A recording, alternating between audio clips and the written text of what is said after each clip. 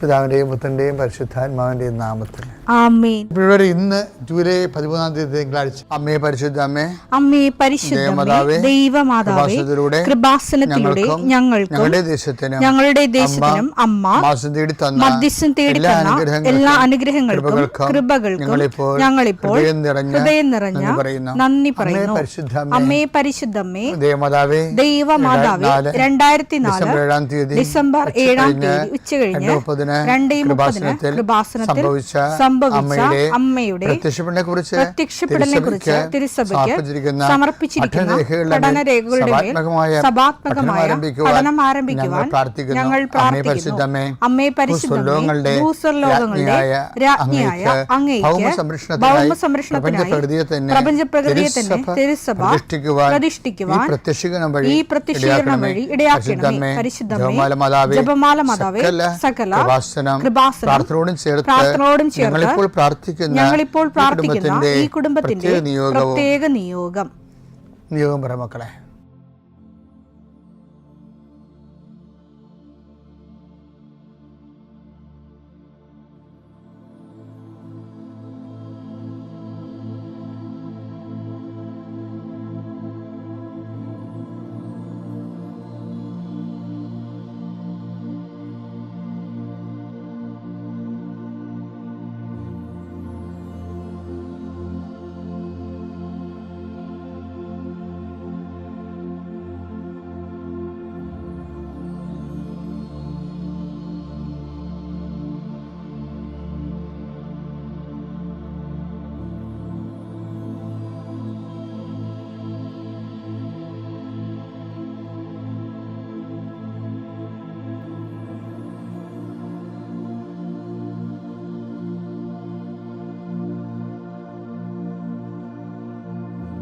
അമ്മയുടെ പ്രത്യക്ഷീകരണത്തിന്റെ ഈ അനുഗ്രഹവേളയിൽ ഞങ്ങൾക്ക് സാധിച്ചു തരുവാൻ കനിയണമേ.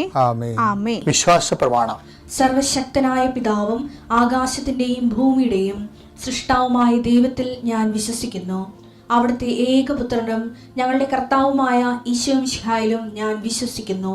ഈ പുത്രൻ പരിശുദ്ധാത്മാവിനാൽ ഗർഭസ്ഥനായി കന്യകാമറിയത്തിൽ നിന്ന് പിറന്ന് പൊന്തിയോസ് പീലാത്തോസിന്റെ കാലത്ത് പീഡകൾ സഹിച്ച് കുരിശിൽ തറയ്ക്കപ്പെട്ട് മരിച്ച് അടക്കപ്പെട്ട് പാതാളങ്ങളിൽ ഇറങ്ങി മരിച്ചവരുടെ ഇടയിൽ നിന്ന് 3-ാം നാൾ ഉയർത്ത് സ്വർഗത്തിലേക്ക് എഴുന്നള്ളി സർവശക്തിയുള്ള പിതാവായ ദൈവത്തിന്റെ വലതുഭാഗത്തിരിക്കുന്നു. അവിടെ നിന്ന് ജീവിക്കുന്നവരെയും മരിച്ചവരെയും വിധിക്കുവാൻ വരുമെന്നും ഞാൻ വിശ്വസിക്കുന്നു. പരിശുദ്ധാത്മാവിലും ഞാൻ വിശ്വസിക്കുന്നു.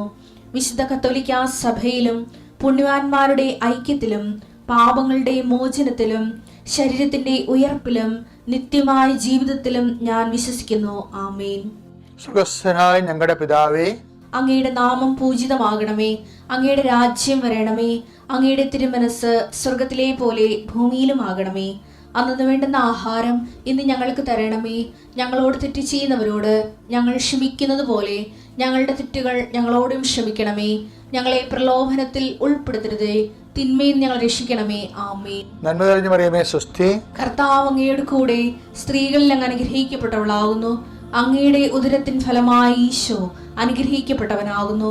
പരിശുദ്ധ മറിയമേ, തമ്പുരാന്റെ അമ്മേ, പാപികളായ ഞങ്ങൾക്ക് വേണ്ടി ഇപ്പോഴും ഞങ്ങളുടെ മരണസമയത്തും തമ്പുരാനോട് അപേക്ഷിക്കണമേ. ആമേൻ. കർത്താവേ, നിന്റെ ഉന്നതമായ നാമത്തിന് സ്തോത്രം ചെയ്യുന്നു. കർത്താവേ, നിന്റെ വിശുദ്ധ പൗരോഹിത്യത്തെ മഹത്വപ്പെടുത്തണം. കർത്താവെ, സഭയിലുള്ള സാന്നിധ്യം പ്രകടമാക്കണം. 40 വർഷം അർപ്പിച്ച കൃപാന്റെ യുഗതിയായി കൃപാസ്ഥാനത്താരെ ജീവനോടെ പ്രത്യക്ഷപ്പെട്ട പരിശുദ്ധ അമ്മയുടെ മാധ്യസ്ഥത്തിലെ ഞാൻ അങ്ങയുടെ മക്കൾക്ക് വേണ്ടി പ്രാർത്ഥിക്കുന്നു. അമ്മേ, ഈ പ്രഭാതത്തിൽ എത്രയോ പേരാണ് അമ്മേ ഈ ഒരു പ്രാർത്ഥനയ്ക്ക് വേണ്ടി കൊതിച്ച് കാത്തിരിക്കണത്.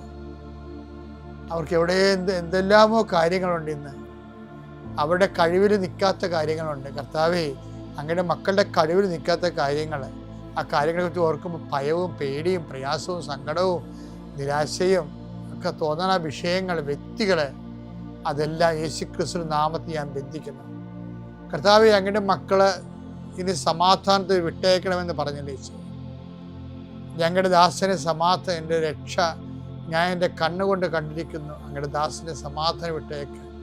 സമയം ദീർഘദർശി പറഞ്ഞതുപോലെ അങ്ങയുടെ മക്കൾ ഈ പ്രാർത്ഥനയ്ക്ക് ശേഷം സമാധാനം കണ്ടെത്താൻ ഇടയാക്കണം പ്രാർത്ഥിക്കുന്നു. നിങ്ങളുടെ ജീവിത ചിന്തകള്, നിങ്ങളിന്ന് പോകാനിരിക്കുന്ന ഇടങ്ങള്, സംസാരിക്കുന്ന വ്യക്തികള്, ഒപ്പിടുന്ന പേപ്പറുകള്, എഴുതുന്ന രേഖകള്, എൻ്റെ മക്കള് ജീവിത ഉപായത്തിന് വേണ്ടിയും മേൽഗതിക്ക് വേണ്ടിയും ജോലിക്ക് വേണ്ടിയും ജോലിയുടെ അനുബന്ധ കാര്യങ്ങൾക്ക് വേണ്ടിയും എവിടെയെല്ലാം യാത്ര ചെയ്യുന്നു, ആരോടെല്ലാം സംസാരിക്കുന്നു, ഫോൺ ചെയ്തിട്ട് എന്തെങ്കിലും ഡേറ്റോ കാര്യമോ തീരുമാനമോ വാക്കോ പ്രവൃത്തിയോ തീരുമാനമോ കിട്ടാൻ വേണ്ടി കാത്തിരിക്കുന്നു. അതെല്ലാം മക്കൾക്ക് അനുകൂലമാവുകയും അത് ഈശോയുടെ നാമത്തിൽ ഞാൻ നിങ്ങളെ അനുഗ്രഹിക്കുകയും ചെയ്യുന്നു. എൻ്റെ കർത്താവ്, മനുഷ്യൻ്റെ ഭീഷണി കാരണം മനസ്സിന് സമാധാനം നഷ്ടപ്പെട്ടവർ, അവരെ നീ ഏത് ഭവനത്തിൽ പ്രവേശിച്ചാലും ആ ഭവന സമാധാന ആശംസ അറിയിച്ച കർത്താവേ, നിന്റെ നാമത്തിൽ നെഞ്ചിലും നെറ്റിലും മുദ്രവാങ്ങി നിന്റെ നാമത്തിൽ വിശ്വസിക്കുന്ന ഒരു മനുഷ്യനെയും ആരും ഭിക്ഷപ്പെടുത്താൻ അനുവദിക്കരുത് കർത്താവേ. അവരെല്ലാം ശത്രുക്കളെ കാണുകയെ വിരുന്നൊരുക്കുന്ന ദൈവത്തിൻ്റെ ശക്തിവിശേഷം നിനക്കായി വിരുന്നൊരുക്കട്ടെ. എൻ്റെ എല്ലാ ശത്രുക്കളുടെയും മുന്നിൽ നിത്യം പിതാവും പുത്രനും പരിശുദ്ധാത്മാവും സർവ്വീശ്വര എന്നേക്കും ആമേൻ. എൻ്റെ പ്രിയപ്പെട്ടവരെ, ചിലരെന്നോട് ചോദിക്കുകയെ, അച്ഛാ ഞാൻ വെള്ളം അടിക്കാനും പോണില്ല, ഒരു തോന്നിവാസം പോണില്ല, പക്ഷേ എനിക്ക് കരൾ രോഗമാണ്, അത് ഏത് പാവത്തിൻ്റെ ശിക്ഷയാണ്? ഇങ്ങനെയൊക്കെ ആൾക്കാർ വളരെ അടുപ്പമുള്ളവർ ഒക്കെ രോഗങ്ങൾ വരുമ്പോൾ എന്നോട് പണ്ട് ചോദിച്ച ചോദ്യങ്ങളൊക്കെയാണ്. ഇപ്പം അതിൻ്റെ വീഡിയോ ഒക്കെ ഉണ്ട് നമ്മുടെ യൂട്യൂബിൽ. കാരണം മദ്യപിക്കാത്തവർക്ക് എന്തുകൊണ്ടാണ് കരൾ രോഗം വരുന്നതെന്ന് ഡോക്ടേഴ്സ് എക്സ്പ്ലെയിൻ ചെയ്യുന്നുണ്ട്. എൻ്റെ വിഷയം അതല്ല. ശരിക്കും നമ്മൾ ഈ വേജ രോഗങ്ങൾ പോലെ തന്നെ നമ്മൾ ചെയ്യാത്ത ചില കുറ്റങ്ങൾ, ചിലർ വന്നിട്ട് എന്നെ പറയാം, പോസ്കോ കേസൊക്കെ ഇപ്പോൾ സുപ്രീം കോടതിയുടെ ഒരു വിധി വന്നില്ലേ പോസ്കോ കേസിനെ കുറിച്ച്.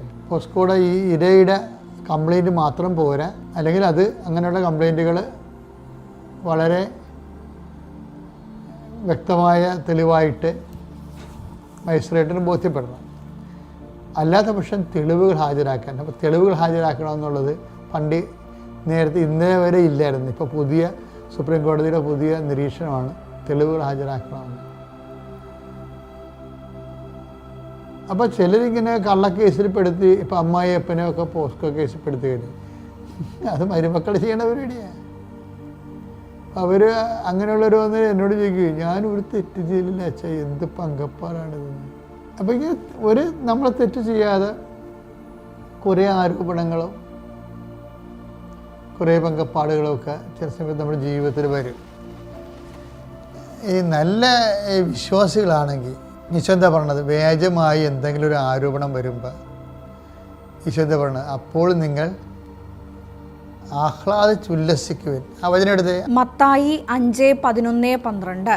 മത്തായി 5:11-12. എന്നെ പ്രതി മനുഷ്യർ വേജ ആരോപണങ്ങള്, വേജമായിട്ടുള്ള നമുക്കുണ്ടാകുന്ന ഇപ്പം നമ്മൾ ചെയ്യാത്ത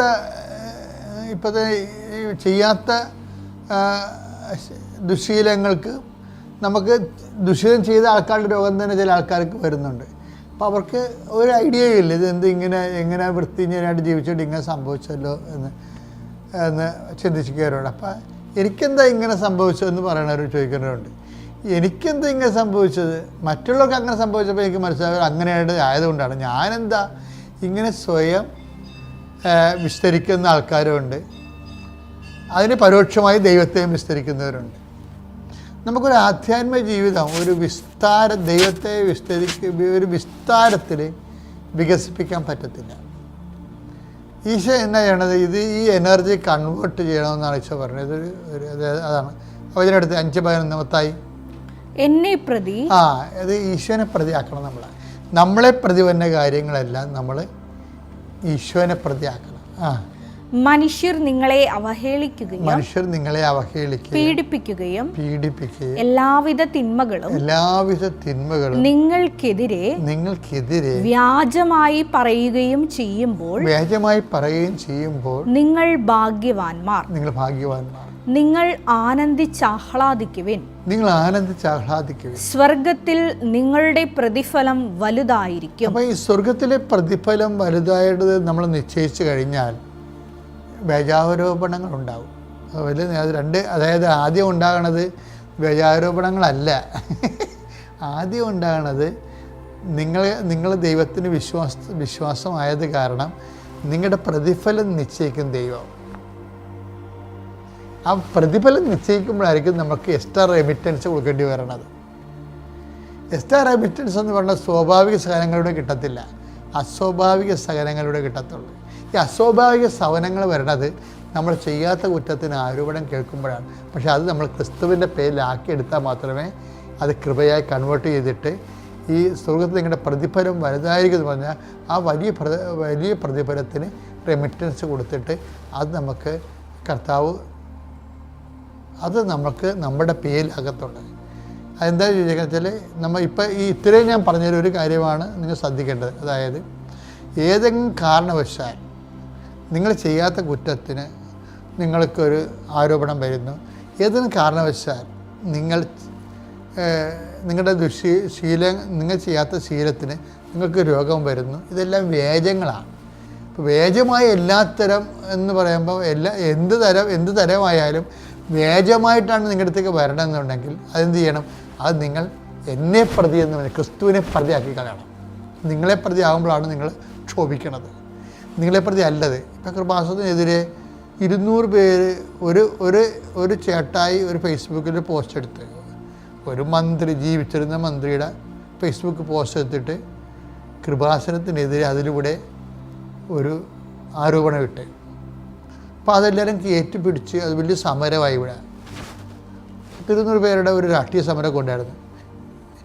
ഇത്രയും വലിയ കൃപാസനത്തിൻ്റെ കത്തുമ്പോൾ ഞങ്ങൾ എന്ത് ചെയ്ത്, ഞങ്ങൾ ആ അഖണ്ഡ ജപാലം ചെല്ലിക്ക് അവിടെ ഇരിക്കും. അതിൻ്റെ കാര്യം എന്താണ്?